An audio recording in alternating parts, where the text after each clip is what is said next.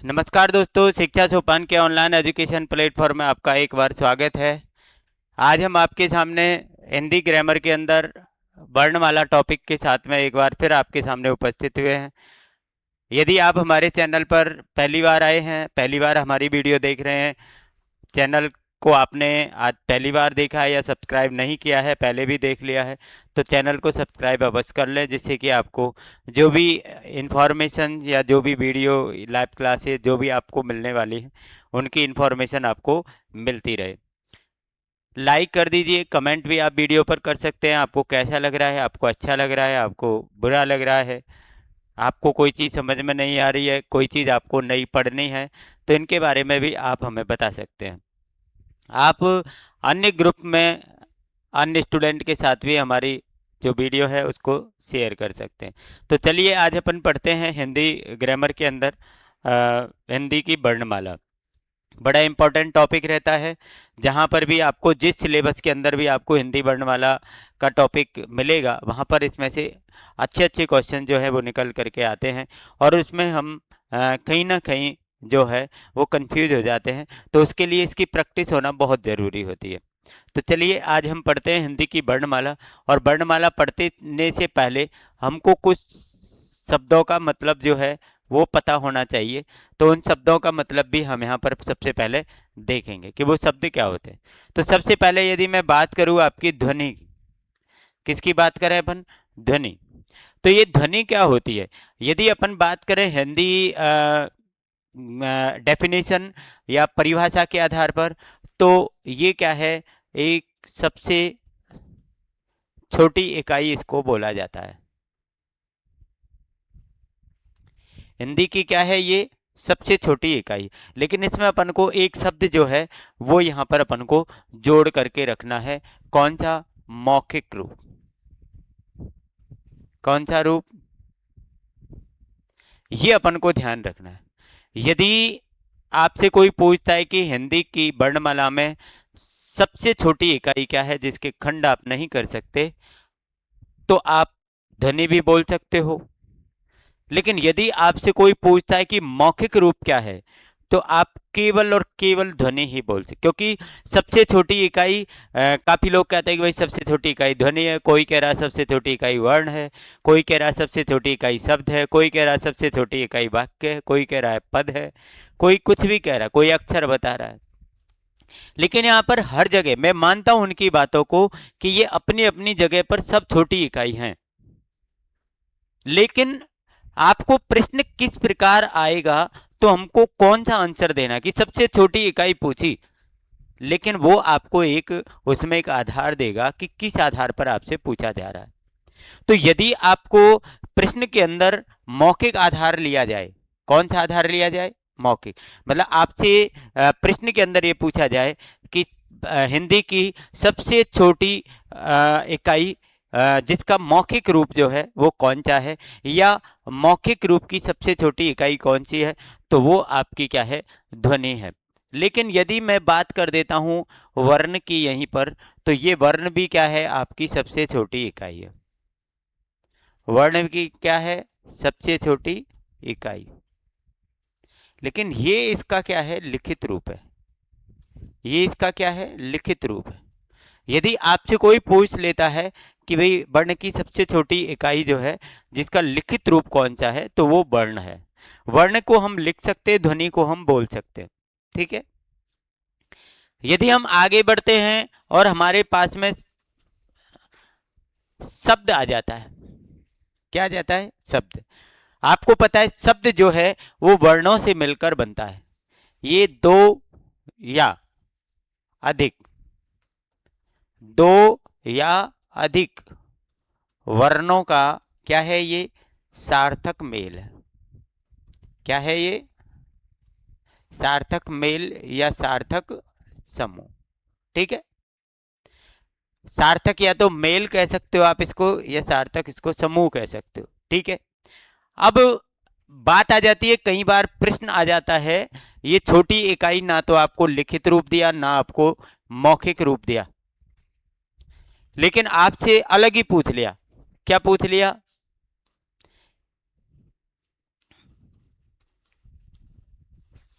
सार्थक रूप से सबसे छोटी इकाई।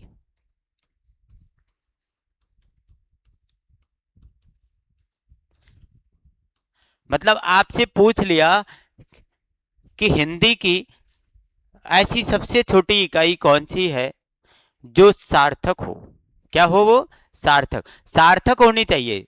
और यदि सार्थक आपसे पूछ लेता है तो आपको पता है, जैसे माना कि मैं वर्ण में मैंने आपको यहां पर कै लिख दिया है ना, इसका कोई मतलब नहीं है, कोई इसका अर्थ, ये अर्थहीन है।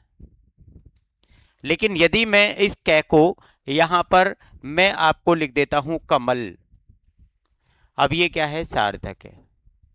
क्या है ये? सार्थक। तो यदि आपसे कोई पूछता है कि सार्थक सबसे छोटी इकाई कौन सी है, तो सार्थक इकाई जो है वो आपकी शब्द है।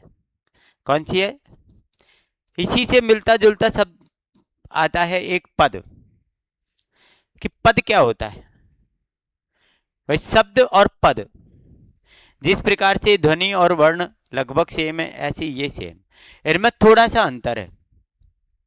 जैसे इसमें यदि अपन डेफिनेशन में लिखें कि शब्द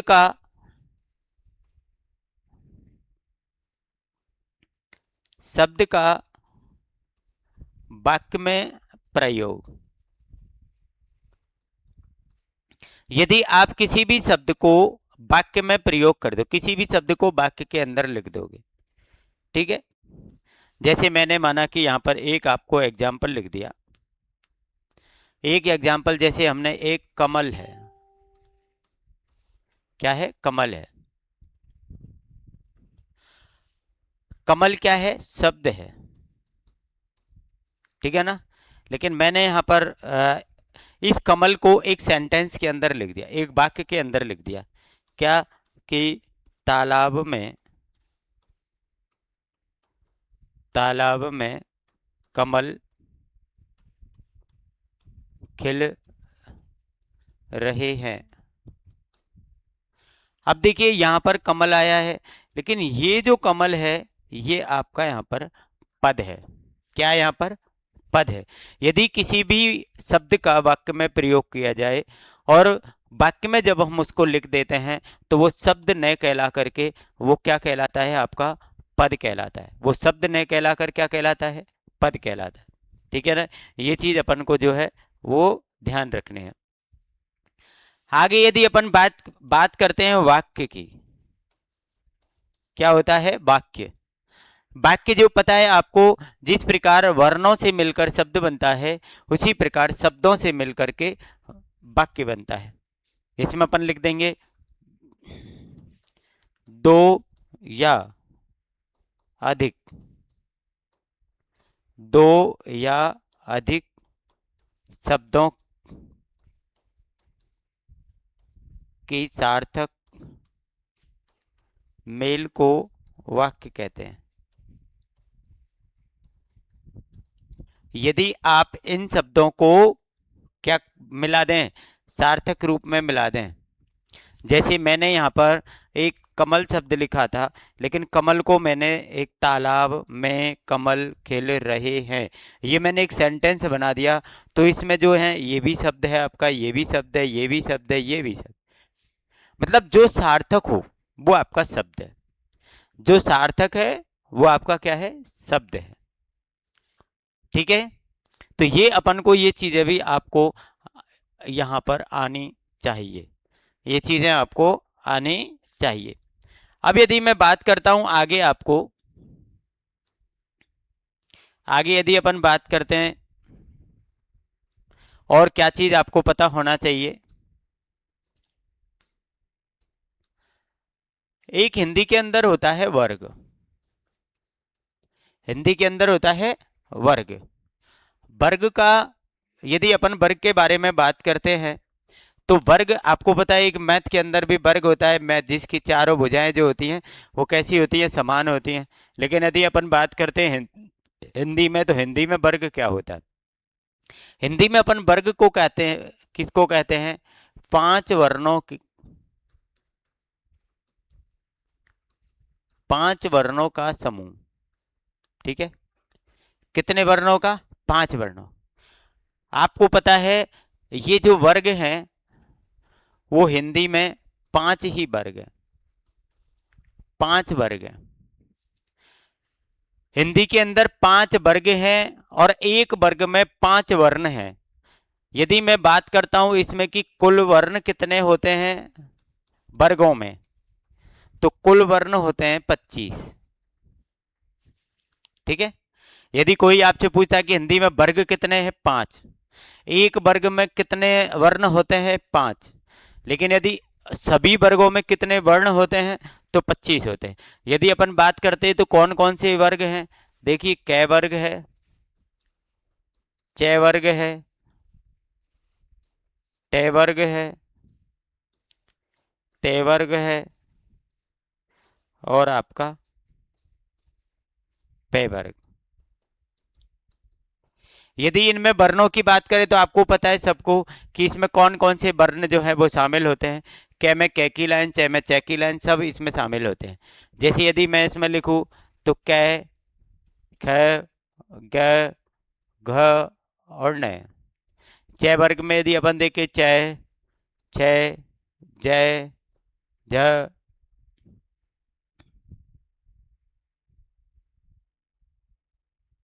और आपका हो गया न। ट, ठ, ड, ढ और ये आपका हो गया न। त, थे, द, ध और न। ये पै में हो गया प, फ, ब, भ और मैं। तो इस प्रकार ये टोटल जो वर्ण है आपके 5 वर्णों, 5 वर्गों में टोटल 25 वर्ण आपके इस प्रकार से होते हैं। ठीक है। ये चीजें अपन को आनी ही चाहिए जब आप वर्णमाला पढ़ें। अभी वर्णमाला में हमने कुछ भी नहीं पढ़ा क्योंकि वर्णमाला तो स्वर व्यंजनों से बनी हुई है, लेकिन वर्णमाला में हमने कुछ भी नहीं पढ़ा, लेकिन हमको ये चीज आनी चाहिए क्योंकि ये हिंदी की ग्रामर की क्या है, जड़ है। आपको इनका मतलब पता नहीं है, इनको हम हर जगह यूज करेंगे, हम वर्ण यूज करेंगे, हम शब्द यूज करेंगे, हम वाक्य यूज करेंगे, हर जगह हम यूज करेंगे, हम ध्वनि यूज करेंगे। तो इन शब्दों का मतलब क्या है, इनकी डेफिनेशन क्या है, ये है क्या, ये जब तक आपको पता नहीं है तब तक आप आगे की चीज़ों को नहीं समझ पाएंगे। तो मुझे लगता है ये सारी चीज़ें जो हैं वो आपको समझ में आ गई हैं। और अब हम हमारी वर्णमाला की तरफ बढ़ते हैं और वर्णमाला में हम सबसे पहले जो है वो आपके स्वरों के बारे में आज बात करेंगे। सबसे पहले हम आज किसके बारे में बात करेंगे, आपसे स्वरों के बारे में बात करेंगे। वर्णों का भेद यहाँ पर अपन पढ़ेंगे। वर्णों के जो है भेद यहाँ पर दिए गए हैं, स्वर, व्यंजन, अनुस्वार और विसर्ग। ठीक है। हमारी वर्णमाला के अंदर स्वर होते हैं, व्यंजन होते हैं, अनुस्वार होते हैं, विसर्ग होते हैं। हालांकि हमारे अयोगवाह में के अंदर जैसे स्वर व्यंजनों को भी आप पढ़ लेते हैं, और यदि आप इनको भी नहीं पढ़ते हैं तो स्वर व्यंजन के अलावा भी आप यहाँ पर जो है वो अयोगवाह के अंदर बाकी की सारी चीज़ों को अपन पढ़ सकते हैं। अयोगवाह के अंदर आपकी कितनी चीज़ें आती हैं, आपका अनुस्वार आ जाएगा, आपका अनुनासिक आ जाएगा, आपका विसर्ग भी आ जाएगा, आपका हलंत भी आ जाएगा। ये सारी चीज़ें जो हैं वो आपको इसके अंदर मिल जाती हैं अयोगवाह के अंदर। कोई इनको अयोगवाह कहता है, कोई इनको डायरेक्ट, जैसे यहाँ पर अपन को दे दिया हिंदी वर्णमाला में के 4 प्रकारों से उसको डिवाइड किया गया है, उसका वर्गीकरण किया गया है, स्वर, व्यंजन, अनुस्वार और विसर्ग, है ना। लेकिन आप इसको स्वर व्यंजनों के अलावा अयोगवाह के अंदर भी सारी चीज़ों को अपन रख सकते हैं। तो सबसे पहले जो आज हम पढ़ने वाले हैं वो सबसे पहले हम बात स्वरों की करेंगे। सबसे पहले किसकी बात करेंगे अपन, स्वर। कि स्वर होता क्या है। आपको पता है कि स्वर जो है वो एक स्वतंत्र है। स्वर क्या है, स्वतंत्र है। सबसे पहले तो अपन को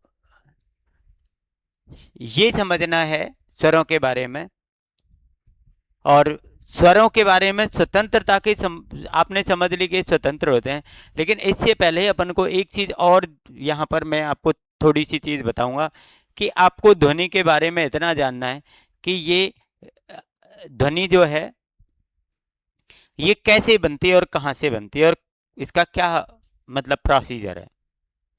तो जब कभी भी हम कोई भी शब्द बोलना चाहते हैं, कुछ कहना चाहते हैं किसी से, तो इसके लिए अपन को ध्वनि के लिए सबसे पहले वायु की आवश्यकता पड़ती है। किसकी? यदि मैं बात करूं कि इसको हिंदी में क्या कहते हैं, तो इसको हिंदी में प्राण कहते हैं। हिंदी में क्या कहा जाता है? वायु को प्राण। आपने हम पढ़ेंगे आगे, अल्प प्राण, महाप्राण, वर्ण, वो क्या है? वायु के आधार पर है। मतलब हवा जो है वो हमारे फेफड़ों के अंदर जो हवा मौजूद है, उस फेफड़ों के अंदर जो हवा है, वायु है, वो वायु जब हम बोलते हैं तो वो वायु फेफड़ों से निकलती है और हमारे मुख के अंदर कंठ से लगा करके और ओष्ठ और नासिका तक हमारे जो स्वर तंत्रियां होती हैं, बोलने की तंत्रियां होती हैं, उन स्वर तंत्रियों में क्या करती है? वो वायु समाहित होती है, उनसे टक्कर लेती है, उनसे स्पर्श करती है या उनसे बिना स्पर्श करते निकल जाती है। तब जाकर के हमारे शरीर के अंदर जो है वो हवा के शब्द बनते हैं, हवा से वर्ण बनते हैं। तो हमारे यदि मुख की मैं बात करूं तो आपको मुख में हमारे में कत मदे को ध्यान रखिए आप। 6 हालांकि हमारे उच्चारण स्थान होते हैं, 6 जगह स्वर तंत्रियां होती हैं, लेकिन आपको 5 ऐसे याद रखनी है। कत मदे, एक आपकी जो है नासिका जो है वो मुख के बाहर। चलिए कौन सी? देखिए, कैसे बन गया आपका कंठ, तैसे बन गया आपका तालु, मैसे बन गया आपका मूर्धा, दैसे बन गया आपका दंत और ऐसे बन गया आपका ओष्ठ। ये आपके जो हैं 5 स्थान ऐसे हैं जो हमारे कंठ जो आपको पता है ये हिस्सा हमारा दिखाई दे रहा है। तालु जो होता है जहाँ से हमारा मुख ऐसे ऐसे जो है मोड़ ले रहा है, यहाँ से जाने के बाद में यूं मोड़ ले रहा है, उसको हम मूर्धा बोलते हैं। ठीक है ना? वो तालु बोलते हैं, उसको क्या बोलते हैं? हम तालु बोलते हैं। मूर्धा क्या है? मूर्धा है हमारी जिब्या के ऊपर जो आपको जबड़ा है, जबड़े के अंदर आप देखेंगे कभी जिब्या को आप ऊपर ले जा करके ऊपर वाले हिस्से पर कभी हमारी जिब्या को लगाना तो कुछ खुरदरा खुरदरा सा हमको महसूस होता है, वो आपका क्या होता है? मूर्धा होता है। दंत आपको दिख ही रहे, दांत है हमारे, ओष्ठ हमारे होठ है ही है, और नासिक की ध्वनि जो नासिका से जो हमारे पंचम वर्णों के लिए मुख्यतः प्रयुक्त होती है, वो हमारे ये क्या है? उच्चारण स्थान है। तो स्वरों से पहले आपको ये उच्चारण स्थान, हालांकि उच्चारण स्थान के बारे में मैं एक अलग से वीडियो आपको रिकॉर्ड करूंगा और उसमें आपको ये बताऊंगा कि उच्चारण स्थान को आप कैसे जल्दी फटाफट चुटकियों में कैसे याद कर सकते हैं। यदि आपने केवल और केवल उच्चारण स्थान की वीडियो रिकॉर्ड करूंगा, मुश्किल से आपको 5 से 10 मिनट में उच्चारण स्थान रटा दूंगा।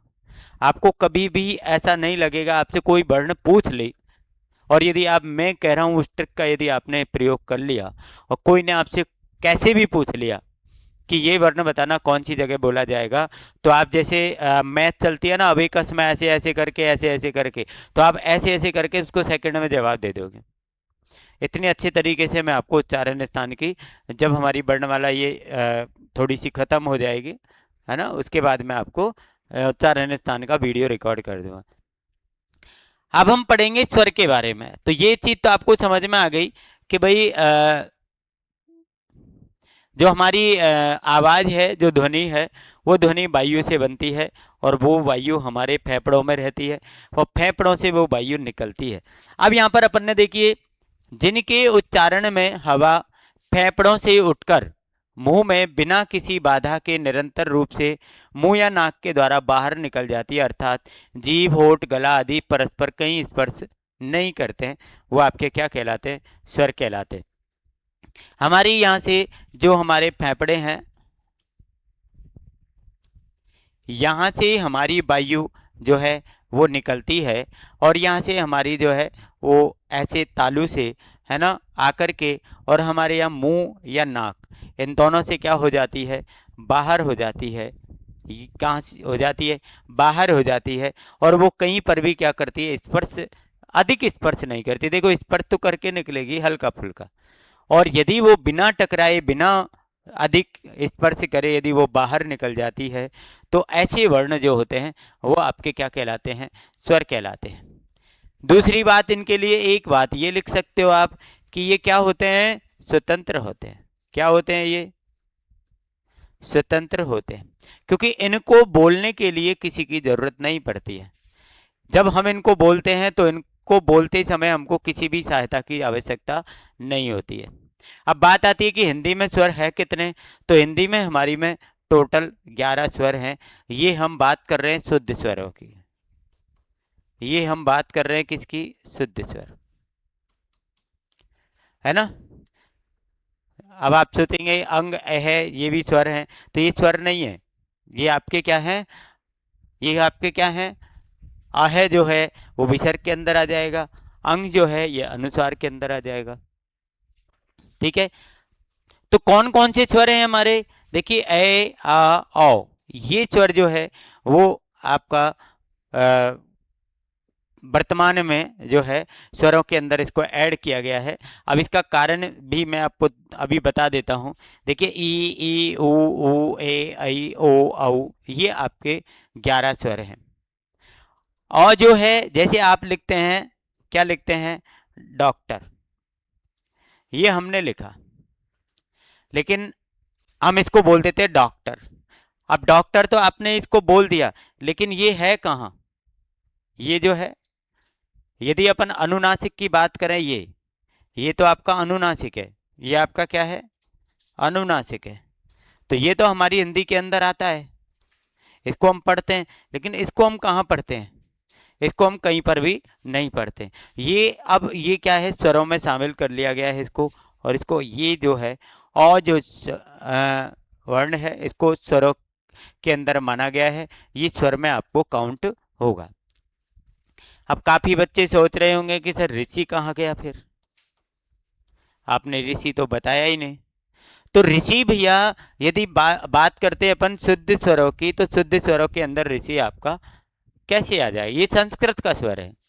किसका स्वर है ये संस्कृत का स्वर है, और इसके अंदर री जो है वो अपन का आ रहा है, क्या आ रहा है, री। इसकी व्याख्या हमने आपको आगे यहाँ पर दी है कि संस्कृत का री स्वर पाली भाषा के समय से है, अर्थात ये 2000 वर्ष पूर्व से, है ना, स्वरों में उच्चारित, स्वरों के रूप में उच्चारित नहीं हो रहा है, इसको हम स्वरों में उच्चारित नहीं कर सकते। यह रे व्यंजन की तरह बोला जाता है, किसकी जगह तरह बोला जाता है, रे, अपन इसको री बोलते हैं, अपन इसको क्या बोलते हैं, री। दरअसल संस्कृत के ऋषि स्वर का उच्चारण हिंदी में री मतलब रे और ई, ये दोनों का मेल जोल करके हम इसको उच्चारित करते हैं, और अर्थात रे व्यंजन ई स्वर हो गया है। लिखने की परंपरा के कारण ये संस्कृत से आए हुए तत्सम शब्दों जैसे ऋषि है, कृपा है, पृथ्वी है आदि में अवश्य लिखा जाता है, किंतु इसका उच्चारण तो री ही है। आपको पता है ये उच्चारण करते समय इसका उच्चारण क्या बोलता है, री ही बोलता है, री बोलता है, तो इसको हम शुद्ध स्वरों की श्रेणी में नहीं रखते। अब अपन बात करते कि स्वरों का भेद कितने हैं, स्वरों के, स्वरों के स्वरों के भेद कितने हैं। तो यहां पर हमने स्वरों के भेद जो है वो दो आधार पर हमने उनको बांटा है, एक प्रयत्न के आधार पर होते हैं, एक उच्चारण स्थान के आधार पर। अब हम क्या है, मुख्य रूप से जो है स्वरों का वर्गीकरण एक मात्रा के आधार पर पढ़ लेते हैं। किसके आधार पर पढ़ लेते हैं, मात्रा के आधार पर, ठीक है ना। ये आपके 3 होते हैं, ये आपके लघु हो गया, ये आपके दीर्घ हो गया, ये आपका प्लुत हो गया। ये 3 हमने पढ़ लिए और हमारा स्वरों का काम खत्म हो गया। काफी स्टूडेंट जो हैं उन्होंने स्वरों के बारे में इतना ही पढ़ा है कि स्वर जो है 3 प्रकार के होते हैं। स्वर कितने प्रकार के, 3 प्रकार। कौन कौन से आप उनसे पूछ लो तो बता देंगे भैया लघु, दीर्घ और प्लुत। भैया ये मात्रा के आधार पर हैं, बाकी के आधार तो अभी बचे हुए हैं, बाकी के आधार बचे हुए हैं, तो उनको सबको अपन यहाँ पर थोड़ा थोड़ा सा क्या है पढ़ेंगे। अब हम प्रयत्न विधि के आधार पर यहाँ पर पढ़ने वाले हैं, प्रयत्न विधि के आधार पर। और प्रयत्न विधि के आधार में भी हम किसके आधार पर पढ़ेंगे? मुख में जिह्वा की स्थिति के आधार पर पढ़ेंगे। हमारे जीव की स्थिति क्या है? तो जीव को हमने 3 भागों में यहाँ पर विभक्त कर दिया कि आगे का हिस्सा, बीच का हिस्सा और पीछे का हिस्सा। तो अग्रस्वर, मध्य स्वर और पश्च स्वर, ठीक है ना। यहाँ पर हमने सबसे पहले अग्रस्वर के बारे में कि इन स्वरों में ध्वनियों के उच्चारण में जिह्वा मुंह में आगे की ओर जाती है, मतलब ये जिह्वा के आगे वाले हिस्से से बोले जाते हैं, जिह्वा के जीव के आगे वाले हिस्से से ये बोले जाते हैं। और आपको पता है ये 4 वर्ण होते हैं, 4 स्वर हैं, दोनों ई और ए, दोनों ई है और ए आई, मतलब दोनों ए है। ये आपके 4 वर्ण जो हैं, 4 स्वर जो हैं, एक आपकी दोनों ई और आपके ए और आई, ये अपन को ध्यान रखना है। ये आपके जिह्वा के अग्रभाग से बोले जाते हैं।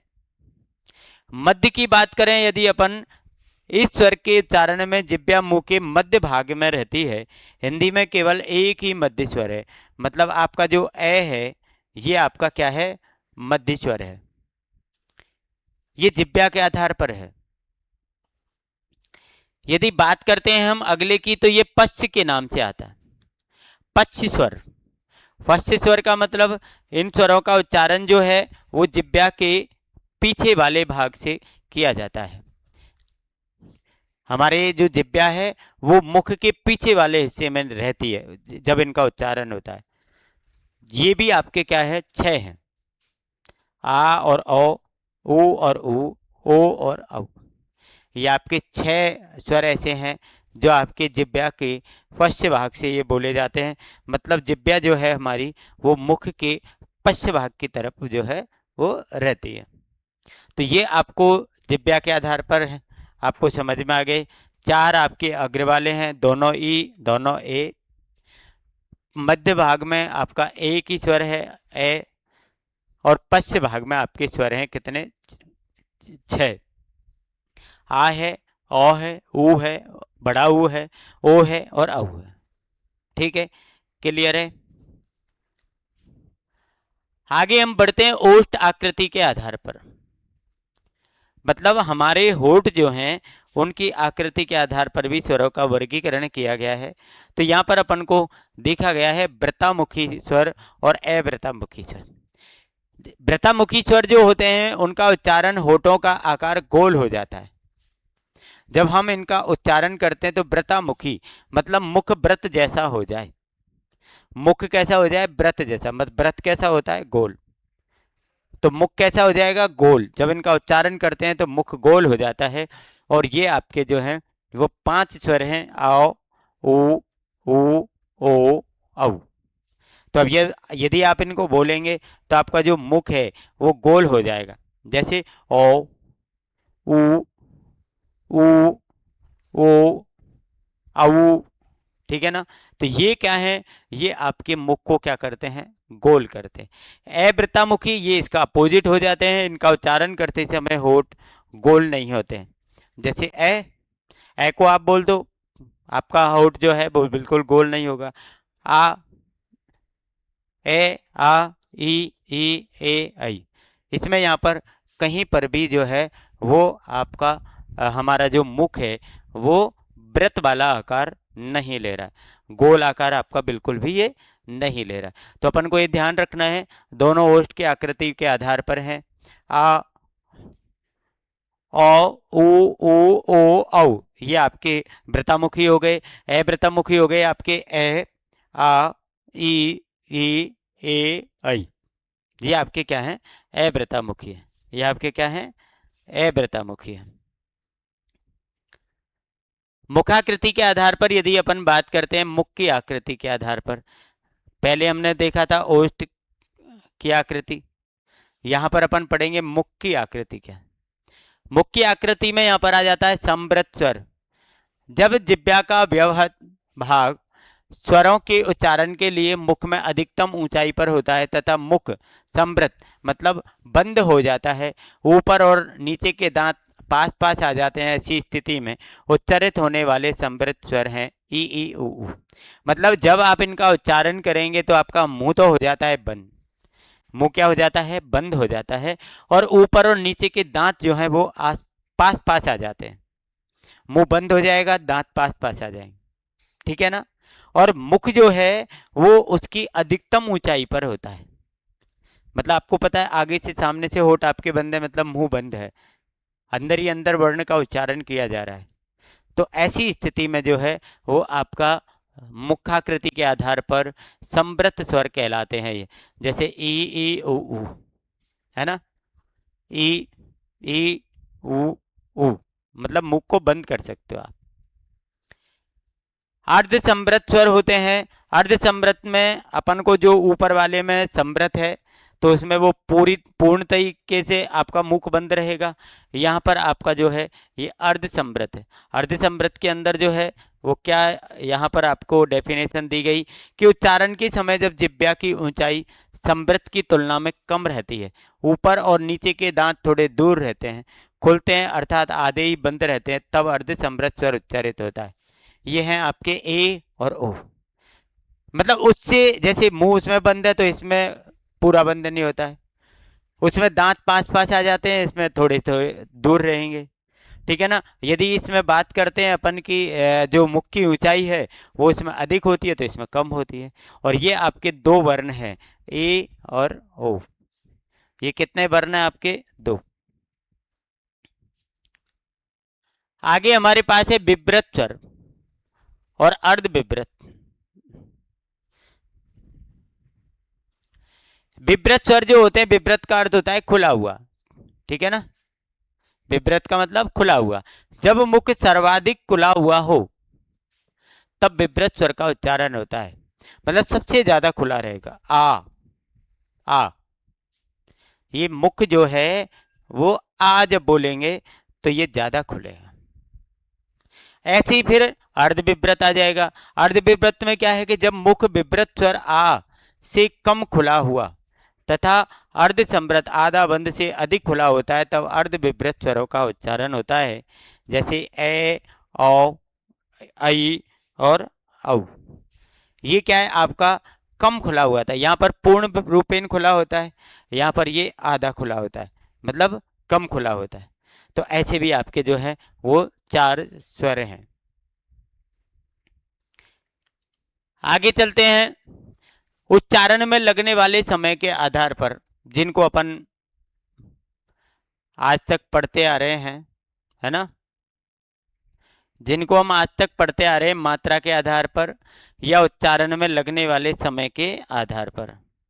कितने होते हैं आपके, तीन होते हैं, ह्रस्व स्वर, दीर्घ स्वर और प्लुत स्वर। ह्रस्व स्वर को हम लघु स्वर भी कहते हैं, इसको हम एक मात्रक भी बोल सकते हैं।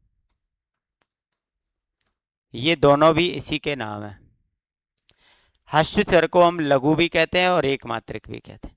तो जिन स्वरों के उच्चारण में क्या होता है, कम समय लगता है, जिन स्वरों के उच्चारण में समय कम लगता है, सबसे कम, वो आपके क्या होते हैं, ह्रस्व स्वर होते हैं। जैसे इसमें हमने दे रखा है ए, ई, उ, ये आपके क्या है, ह्रस्व स्वर है। ये क्या है, लघु स्वर है।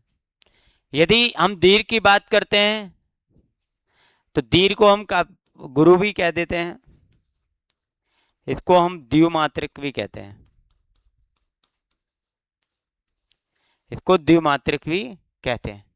जिनके उच्चारण में अधिक समय लगता है, ह्रस्व स्वर से दुगना समय लगता है। ह्रस्व स्वर में जितना समय लगता है उससे दुगना, क्योंकि वो एक मात्रक है, ये द्विमात्रक है। जितना समय एक मात्रा में लगेगा उससे दुगना समय द्विमात्रा में लगेगा। और इसमें अपन क्या आ जाते हैं, आ, औ, ई, उ, ए, आई, ओ, औ। ये हमारे स्वर क्या है, आपके दीर्घ स्वरों के अंदर आते हैं, मतलब ये द्विमात्रक स्वरों के अंदर आते हैं। इसके अलावा हमारे होते हैं प्लुत स्वर। इसके अलावा हमारे कौन से स्वर होते हैं, प्लुत स्वर।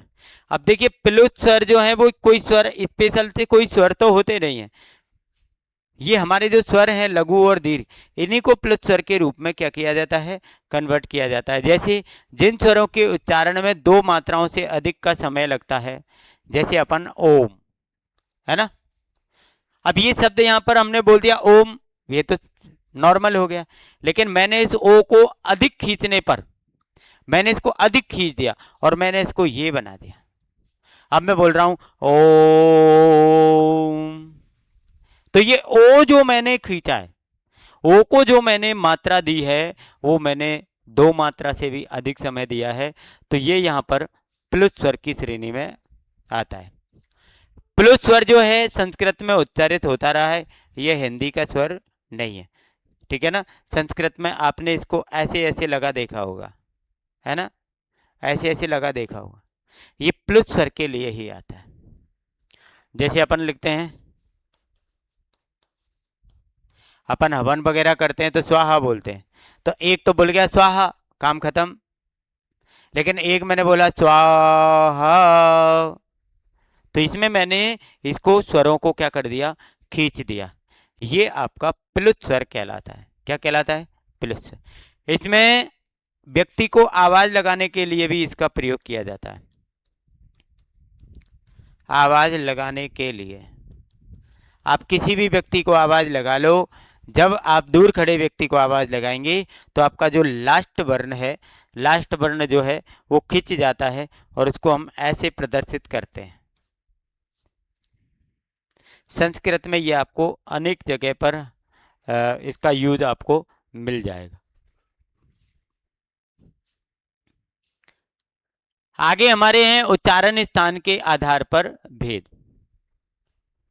उच्चारण स्थान के आधार पर भी हमारे स्वरों के क्या होते हैं, भेद होते हैं। पहले हो गए आपके तालव्य। तालव्य मतलब जो तालु से बोले जाएंगे, जैसे आपकी दोनों ई हैं, जीभ के तालु के पास जाने से उच्चारित होते हैं। जीभ जब हमारे तालु के पास जाएगी तो ई शब्द जो है, वो ई वर्ण जो है वो उच्चारित होता है, ईश्वर जो है वो उच्चारित होता है। हमारे दूसरे हैं तालु कंठ, मतलब कंठ और तालु दोनों का तालमेल इसके अंदर होता है, और ये ए और आई जो हैं वो जीभ तालु पर और ध्वनि कंठ से होती है। ध्वनि से आपकी कंठ से निकलेगी और जीभ आपकी तालु पे होगी, इसलिए इनको हम क्या है, कंठ तालव्य बोलते हैं। और ये वर्ण है आपके ए और आई। यदि बात करते हैं कोमल तालव्य की या कोमल कंठ की, तो ए, आ और ओ, ये जो हैं ये आपके क्या है, कोमल तालव्य के अंदर आते हैं।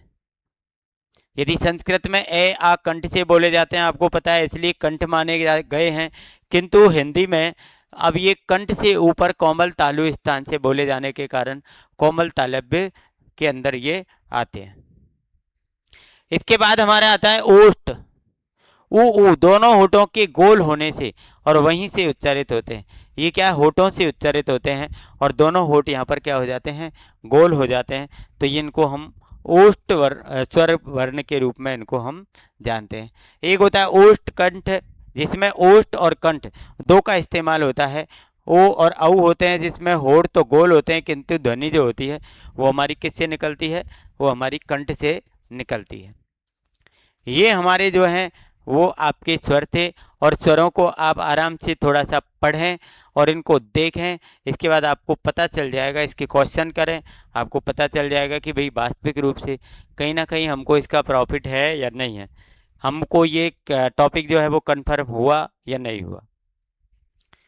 ठीक है, नेक्स्ट वीडियो में हम व्यंजनों के बारे में पढ़ेंगे, फिर नेक्स्ट वीडियो में हम उच्चारण स्थान के बारे में भी पढ़ेंगे, है ना। ये जब तक जाके आपकी जो है, हालांकि वर्णमाला तो और भी बड़ी है ना, आपको प्रयत्न पढ़ने पड़ेंगे, आभ्यंतर प्रयत्न, बाह्य प्रयत्न, प्रयत्न पढ़ सकते हैं आप, प्राण पढ़ सकते हैं, अल्प प्राण, महाप्राण, सघोष और घोष वर्ण। ये क्या है कि ये सारी चीज़ें हमारी जो है वो वर्णमाला के अंदर आती है। तो चलिए मिलते हैं नेक्स्ट वीडियो के अंदर। अभी आप इस वीडियो को पूरा देखो और शेयर कर दो, लाइक और कमेंट कर दो, चैनल को सब्सक्राइब कर लो। आपकी सपोर्ट से हमें क्या एक नई ऊर्जा मिलती है और अच्छी अच्छी चीज़ें तैयार करने के लिए हमारे अंदर जोश उत्पन्न होता है। तो thank you for your support and best of luck for your bright future.